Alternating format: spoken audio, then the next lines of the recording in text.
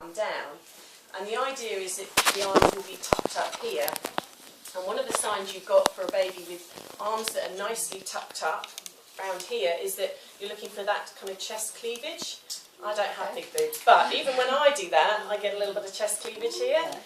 If your baby's arms are up and doing something silly up here, then you get a very flattened chest. So it's just one of the things that people have picked up over time, is just sort of look for that nicely tucked in. And again, you're hoping that your baby has still got colour and tone, and that will again reassure you that the baby's likely to have that flexion, that ability to flex itself, to keep itself in the right position. So all of these things are going through your mind. So you are expecting arms to come down here, aren't you? That's what you're expecting to see.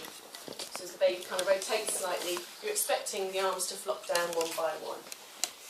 So you've got two scenarios. You've got one where you only get one arm, and then you've got the other scenario where you haven't got two arms. So you've got sort of two different scenarios. So the first one we'll go through is when both arms are up in the air. The worst case scenario is someone's tickled this baby, it's gone like this, and you just think, oh dear me. Right, let me just show my arms in the right place. Okay, so do you remember what this one's called, this procedure to get your arms out?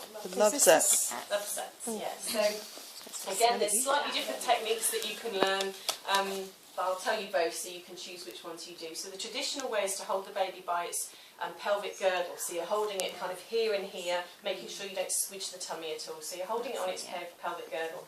And you're going to rotate it till it lies on its side. And if you're doing it in pairs, if you put the arms up in the air, whoever's holding the kind of baby from one end, put the arms straight up in the air, holding onto the pelvic girdle, and rotate the baby till it lies on its side. So rotate the baby till it lies on its side, and then look at the top end of your baby. And one arm should have gone in front of the baby slightly, and one arm should have gone behind the baby slightly. Stuck up here. So if you've rotated the baby till it lies on its side, it's the arm you've rotated towards that will be ready to be born, or it's the arm under the pubis bone. I don't mind how you remember it. You're on your back. You're happy with that? Oh, we're on our back. Which is the arms deliberately going on back. So you hold it onto the pelvis, you rotate the baby till it lies on its side.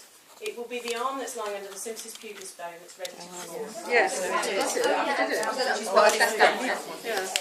Alright, so sorry to be a pain with this. So when we teach this, rather than saying anterior and posterior, which just confuses everyone, we use different words. We say rotate the baby till it lies on its side, and then it's the arm under the symphysis pubis bone. That one. So is it going to come out? Is that the point? It is just like that. Ah, so am I going to turn it now? Hey, hello, It's just the way. If you rotate, and then, oh, which way do I turn it? This way. Probably stop filming now.